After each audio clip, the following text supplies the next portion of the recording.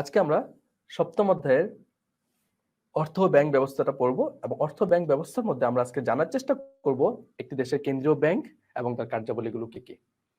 কেন্দ্রীয় ব্যাংক বলতে আমরা কি বুঝি এবং কেন্দ্রীয় ব্যাংক কি কি কার্যাবলী সম্পন্ন করে থাকে আমরা সেটা জানার চেষ্টা করব। কেন্দ্রীয় ব্যাংক আমরা সকলেই নাম শুনে থাকবো, কেন্দ্রীয় ব্যাংক অথবা সেন্ট্রাল ব্যাংক আমরা অনেক সময় বলি ইংরেজিতে। কেন্দ্রীয় ব্যাংক অথবা সেন্ট্রাল ব্যাংক কাকে বলে এবং সেটার কাজগুলো কি কি মনে রাখতে হবে। কেন্দ্রীয় ব্যাংক হচ্ছে একটি দেশের অর্থ ব্যবস্থার সর্বোচ্চ অভিভাবক। একটি দেশের কেন্দ্রীয় ব্যাংক সেই দেশের অর্থনীতিকে সচল রাখার জন্য যত রকম নিয়ম নীতি আছে সেগুলোকে প্রণয়ন করে, অর্থনীতির যত রকম নিয়ম কানুন আছে সেগুলোকে ইমপ্লিমেন্ট করার চেষ্টা করে এবং অর্থনীতিটাকে চাঙ্গা রাখার চেষ্টা করে। মনে রাখতে হবে একটি দেশের যত রকম শিডিউল ব্যাংক থাকে অথবা বাণিজ্যিক ব্যাংক থাকে, অন্যান্য যতগুলো বিশেষায়িত ব্যাংক থাকে, সবগুলো ব্যাংকের অভিভাবক হচ্ছে একটি দেশের কেন্দ্রীয় ব্যাংক। তোমরা যদি এখানে স্লাইডে দেখো তোমরা দেখতে পাবে কেন্দ্রীয় ব্যাংক হলো এমন একটি প্রতিষ্ঠান যা ব্যাংক ব্যবস্থার শীর্ষে অবস্থান করে এবং সমগ্র ব্যাংকিং ব্যবস্থা নিয়ন্ত্রণ করে এবং মুদ্রা বাজারের অভিভাবক হিসাবে কাজ করে থাকে। এটি একটি সরকারি ব্যাংক এবং সরকারের মালিকানার মধ্যে থেকেই এটি একটি দেশের আর্থিক খাতকে নিয়ন্ত্রণ করে থাকে।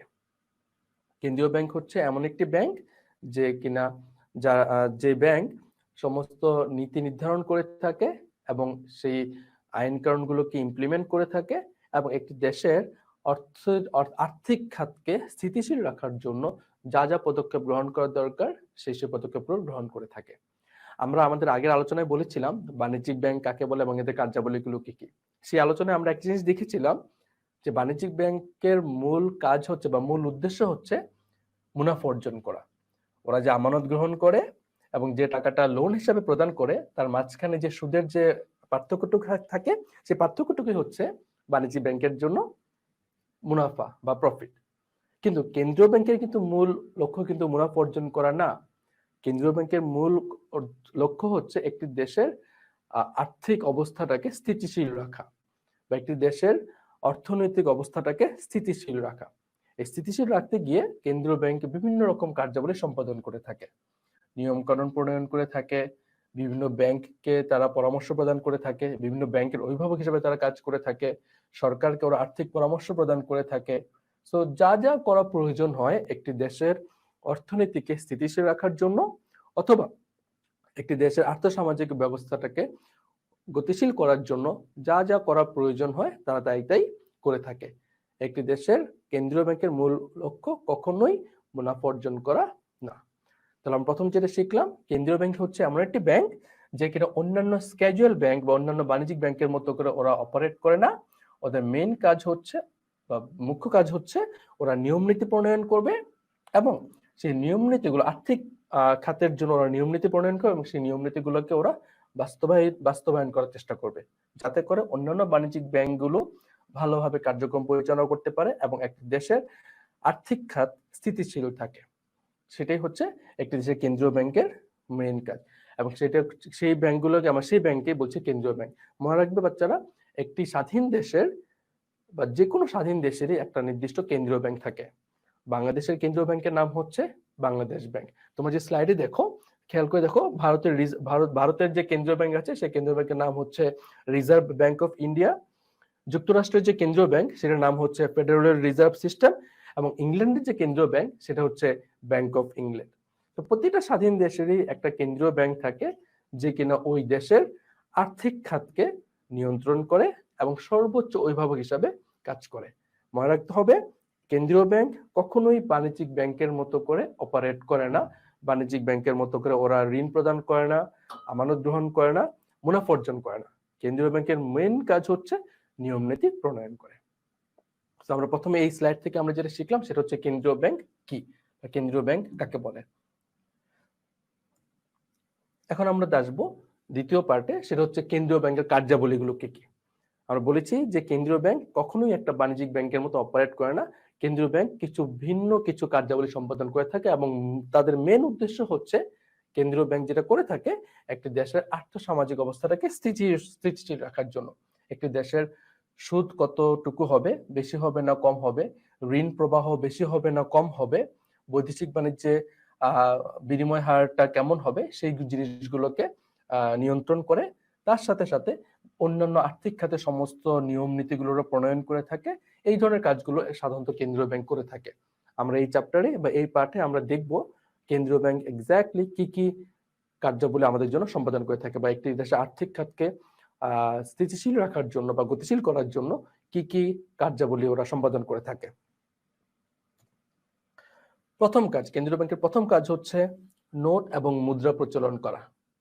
নোট এবং মুদ্রা প্রচলন করা, খেয়াল রাখতে হবে, শুধুমাত্র এবং শুধুমাত্রই কেন্দ্রীয় ব্যাংকের অথরিটি আছে একটি দেশের জন্য মুদ্রা অথবা কাগজের নোট প্রচলন করা। একটি দেশের কি পরিমাণ কাগজের নোট ছাপানো হবে বা কি পরিমাণ মুদ্রা প্রচলন হবে বা কি পরিমাণ মুদ্রা তৈরি করা হবে, সেটা শুধুমাত্র একমাত্র এখতিয়ার হচ্ছে কেন্দ্রীয় ব্যাংকের। কেন্দ্রীয় ব্যাংক সরকারের সাথে আলোচনা করে সেই সিদ্ধান্তটা গ্রহণ করে থাকে যে একটি দেশে কি পরিমাণ কাগজে মুদ্রা ছাপানো হবে। এই এখতিয়ারটা শুধুমাত্রই কেন্দ্রীয় ব্যাংকে আছে। তোমরা যদি স্লাইডে খেয়াল করে দেখো, এখানে লেখা আছে কেন্দ্রীয় ব্যাংকে আইন অনুযায়ী স্বর্ণরূপ, আগে যেটা করা হতো একটি দেশের কি পরিমাণ কাগজি মুদ্রা থাকবে সেটা নির্ভর করে ওই দেশের কি পরিমাণ স্বর্ণ রৌপ্য মুদ্রা মজুদ আছে সেটার উপরে। কিন্তু এখন কিন্তু সেটা না, এখন কিন্তু ইচ্ছা করলে কেন্দ্রীয় ব্যাংক সরকারের সাথে আলোচনা করে যে কোনো পরিমাণে কাগজি মুদ্রা বা নোট ছাপাতে পারে, সেটা তারা বিবেচনা করে আলোচনা করে সেই পরিমাণ মুদ্রা ওরা ছাপাতে পারে। এবং মনে রাখতে হবে কেন্দ্রীয় ব্যাংকের প্রধান কাজ হচ্ছে, প্রথম যে কার্যাবলী সম্পাদন করতে সেটা হচ্ছে কাগজি মুদ্রা, কাগজি নোট অথবা ধাতব মুদ্রা ওরা তৈরি করে থাকে। দ্বিতীয় কাজ হচ্ছে সরকারের ব্যাংক। আমরা বলেছিলাম যে কেন্দ্রীয় ব্যাংক সরকারকে বিভিন্ন রকম আর্থিক পরামর্শ দিয়ে থাকে, সরকারের ব্যাংক হিসাবে কাজ করে। সরকার আর্থিক খাতে কি কি সিদ্ধান্ত গ্রহণ করবে, কিভাবে সেগুলো বাস্তবায়ন করবে এবং কি কি সিদ্ধান্ত নিলে দেশের আর্থসামাজিক অবস্থা উন্নয়ন হবে বা কি কি সিদ্ধান্ত নিলে সেটা সরকারের জন্য উপযোগী হবে, দেশের মানুষের জন্য কল্যাণকর হবে, সেই সমস্ত পরামর্শগুলো সরকারকে প্রদান করে থাকে এই কেন্দ্রীয় ব্যাংক। এই কেন্দ্রীয় ব্যাংক বিভিন্ন রকম পরামর্শ দিয়ে সরকারকে সাহায্য করে থাকে এবং সেই পরামর্শ অনুযায়ী সরকার অনেক সময় দেশের আর্থসামাজিক উন্নয়নের জন্য বা আর্থিক খাতকে স্থিতিশীল রাখার জন্য ওই ধরনের পদক্ষেপগুলো গ্রহণ করে থাকে এবং সেগুলোকে বাস্তবায়িত করার চেষ্টা করে। সরকারকে স্বল্পমেয়াদী দীর্ঘমেয়াদী ঋণও প্রদান করে থাকে অনেক সময় কেন্দ্রীয় ব্যাংক। যখন কেন্দ্রীয় ব্যাংক যখন অন্যান্য বাণিজ্যিক ব্যাংকগুলো যখন বাণিজ্যিক ব্যাংকগুলো যখন সরকারকে ঋণ প্রদান করতে পারে না, তখন সরকার সবার শেষে এসে কেন্দ্রীয় ব্যাংকের কাছ থেকে ঋণ চায় এবং কেন্দ্রীয় ব্যাংক সরকারকে স্বল্প মেয়াদী বা দীর্ঘমেয়াদী ঋণ প্রদান করে থাকে এবং সেই ঋণ দিয়ে সরকার তাদের যে আর্থিক কার্যাবলীগুলো আছে সেই কার্যাবলীগুলো সম্পাদন করে থাকে। তাহলে আমরা দ্বিতীয় যে ফাংশনটা পেলাম বা দ্বিতীয় যে কার্যাবলীটা পেলাম সেটা হচ্ছে একটা দেশের সেন্ট্রাল ব্যাংক বা কেন্দ্রীয় ব্যাংক সরকারের ব্যাংক হিসেবে কাজ করে, সরকারকে পরামর্শ প্রদান করে থাকে, সরকারকে নীতি নির্ধারণী প্রণয়ন করতে সাহায্য করে, নীতি প্রণয়ন করতে সাহায্য করে এবং সরকারকে অনেক সময় স্বল্প বা দীর্ঘমেয়াদী লোনও দিয়ে থাকে এই কেন্দ্রীয় ব্যাংক। 3 নম্বর ফাংশন অন্যান্য ব্যাংকের ব্যাংক। এখানে অন্যান্য ব্যাংক বলতে বোঝানো হচ্ছে যতগুলো বাণিজ্যিক ব্যাংক আছে বা বিশেষায়িত ব্যাংক আছে সেগুলোকে বোঝানো হচ্ছে। অন্যান্য ব্যাংকের ব্যাংক মানে হচ্ছে এগুলো, বাণিজ্যিক ব্যাংক বা বিশেষায়িত ব্যাংক বা বৈদেশিক ব্যাংক এগুলো।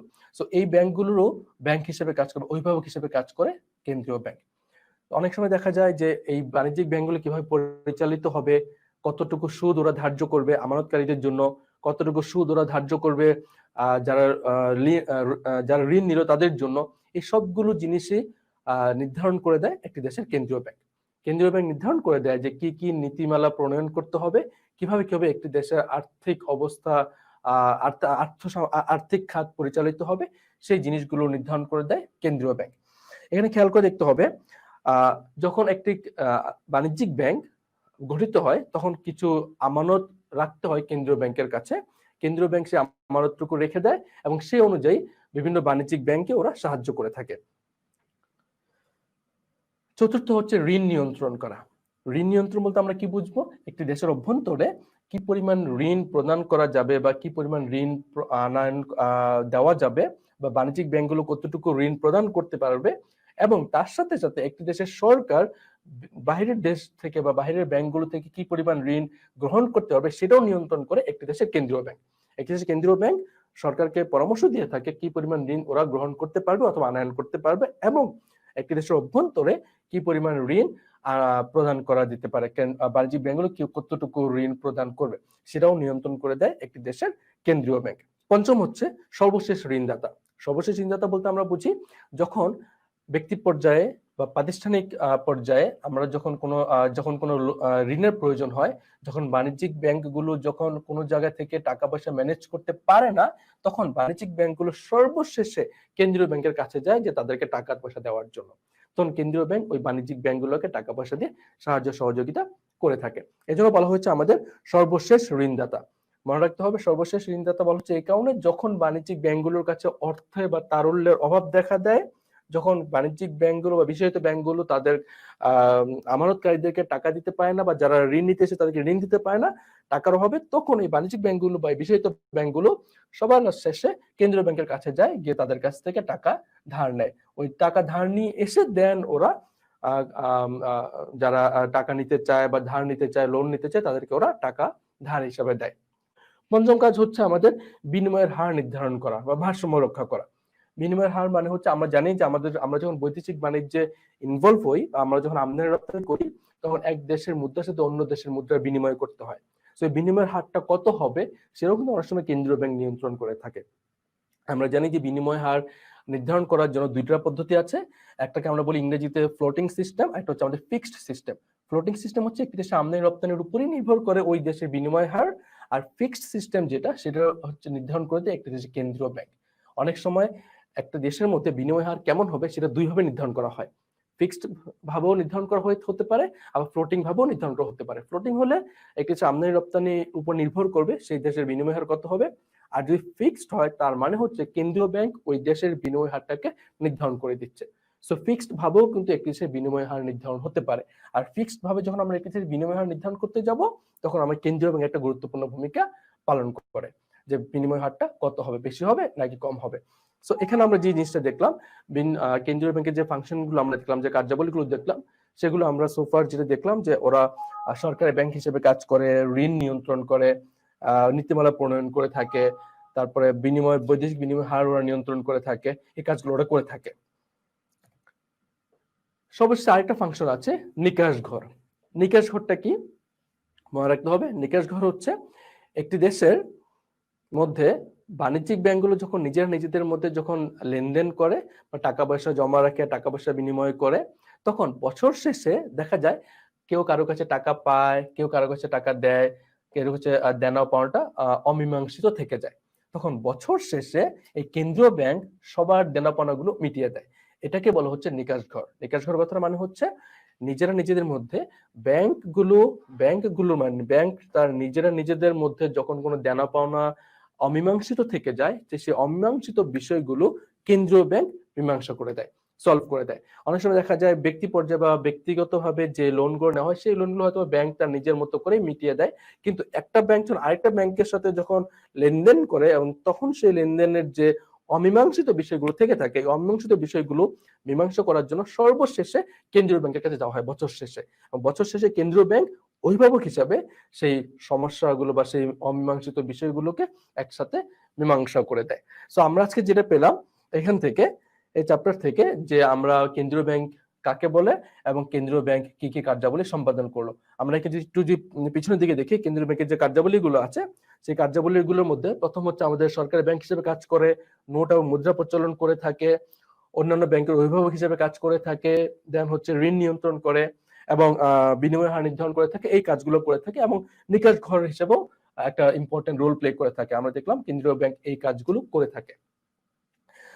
সোফার আমরা আজকের চ্যাপ্টার থেকে বা আজকের আলোচনা থেকে শিখলাম কেন্দ্রীয় ব্যাংক কি এবং কেন্দ্রীয় ব্যাংকের মূল কাজগুলো কি কি।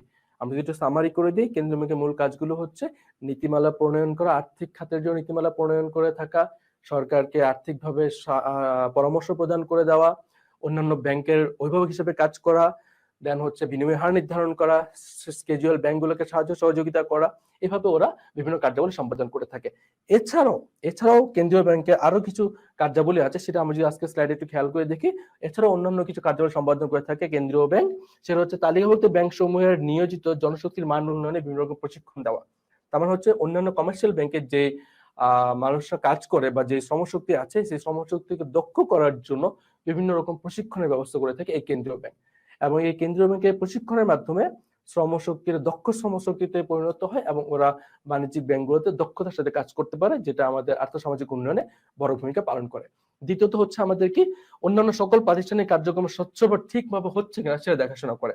অন্যান্য যে ব্যাংকিং খাতে বা আর্থিক খাতে যে কার্যাবলীগুলো সম্পাদন হচ্ছে সেই আর্থিক খাতে কার্যাবলীগুলো পরিপূর্ণভাবে হচ্ছে কিনা, ভালোভাবে হচ্ছে কিনা সেটাও কিন্তু দেখাশোনা করে এই কেন্দ্রীয় ব্যাংক আমাদের। তারপরে জনগণের সুবিধার কথা চিন্তা করে ওরা ব্যাংকিং কার্যক্রম কখনো কখনো বাড়ায়, কখনো কখনো কমায়, বিভিন্ন রকম নীতিমালা প্রণয়ন করে থাকে। সো আর্থিক খাতের মূল কথা হচ্ছে আর্থিক খাতের অভিভাবক হিসেবে কাজ করে আমাদের এই কেন্দ্রীয় ব্যাংক, এবং আর্থিক খাতের অভিভাবক হিসেবে কাজ করতে গিয়ে যা যা করার প্রয়োজন হয়, যত রকম নীতিমালা করার প্রয়োজন হয় সবগুলো এই কেন্দ্রীয় ব্যাংক করে থাকে, এবং তারা এই নীতিমালাগুলোকে বাস্তবায়ন করার চেষ্টা করে যাতে একটি দেশের আর্থিক খাত স্থিতিশীল থাকে। তাহলে শিক্ষার্থীরা আমরা আজকের আলোচনা থেকে আমরা যেটা শিখলাম সেটা হচ্ছে একটি দেশের কেন্দ্রীয় ব্যাংক কি, কাকে বলে, এবং সেই কেন্দ্রীয় ব্যাংক কি কি কাজ করে থাকে। আমি আবারও বলে দিচ্ছি, তোমাদেরকে মনে রাখতে হবে একটা দেশের কেন্দ্রীয় ব্যাংক কখনোই একটি দেশের বাণিজ্যিক ব্যাংকের মতো অপারেট করবে না। বাণিজ্যিক ব্যাংকের মূল কাজ হচ্ছে মুনাফা অর্জন করা, আর কেন্দ্রীয় ব্যাংকের মূল কাজ হচ্ছে একটি দেশের আর্থিক খাতকে স্থিতিশীল করা, একটি দেশের আর্থিক খাতকে গতিশীল করা এবং আর্থিক খাতকে মজবুত করা। এবং আর্থিক খাতকে মজবুত করতে গিয়ে ওদের যা যা করা প্রয়োজন হয় তারা তাই করে থাকে। ওরা সাধারণত অন্যান্য বাণিজ্যিক ব্যাংকের মতো করে সবাইকে ঋণ দেয় না বা আমানত গ্রহণ করে না। ওরা শুধুমাত্র নীতিমালা প্রণয়ন করে এবং নীতিমালাগুলোকে বাস্তবায়ন করার চেষ্টা করে, এবং অন্যান্য বাণিজ্যিক ব্যাংকগুলো অভিভাবক হিসেবে কাজ করে। তো আশা করি তোমরা আজকে বুঝতে পেরেছো আমাদের আজকের পাঠে আমরা যেটা শিখলাম কেন্দ্রীয় ব্যাংক কি এবং বাংলাদেশের কেন্দ্রীয় ব্যাংকের কাজগুলো কি কি। এখন আমরা যেটা দেখবো, তোমাদের জন্য একটা বাড়ির কাজ আছে।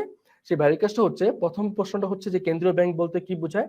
তোমরা যেটা বুঝছো কেন্দ্রীয় ব্যাংক বলতে আমরা কি বুঝি সেটা তোমরা নিজের মতো করে লিখবে। দ্বিতীয়ত হচ্ছে কেন্দ্রীয় ব্যাংকের কার্যাবলীগুলো ব্যাখ্যা করো। তোমরা এখানে কয়েকটা কার্যাবলী লেখার চেষ্টা করবে, 4টা বা 5টা কার্যাবলী তোমরা লেখার চেষ্টা করবে। তোমরা যেটা বুঝেছো সেটা তোমরা নিজের ভাষায় তোমরা নিজের মতো করে লেখার চেষ্টা করবে। এবং যখন স্কুল খুলবে তোমরা এই খাতাটা তোমাদের বিশেষ শিক্ষককে দিয়ে দেখাবে এবং ইভালুয়েট করাবে। আশা করি তোমরা আজকের ক্লাসটা বুঝতে পেরেছো আমরা যেটা শিখলাম কেন্দ্রীয় ব্যাংক কাকে বলে এবং কেন্দ্রীয় ব্যাংকের কার্যাবলীগুলো। আশা করি আমার ক্লাসটা তোমাদের ভালো লেগেছে, এবং তোমরা যদি আমার ক্লাসটা পুনরায় দেখতে চাও তোমরা কিশোর বাতায়ন এবং আমার ঘর আমার স্কুলের ফেসবুক পেজ ভিজিট করবে, এবং আমার ঘর আমার স্কুলের ইউটিউব চ্যানেলটা সাবস্ক্রাইব করবে। এবং তোমরা যদি আমার ক্লাসটা দেখে, আমি আশা করবো তো আমার ক্লাসটা দেখার পরে তোমরা তোমাদের মূল্যবান মতামত আমাদেরকে জানাবে এবং ইমেইল করবে। তোমরা সবাই ভালো থেকো। ধন্যবাদ বন্ধুরা, ধন্যবাদ সবাইকে।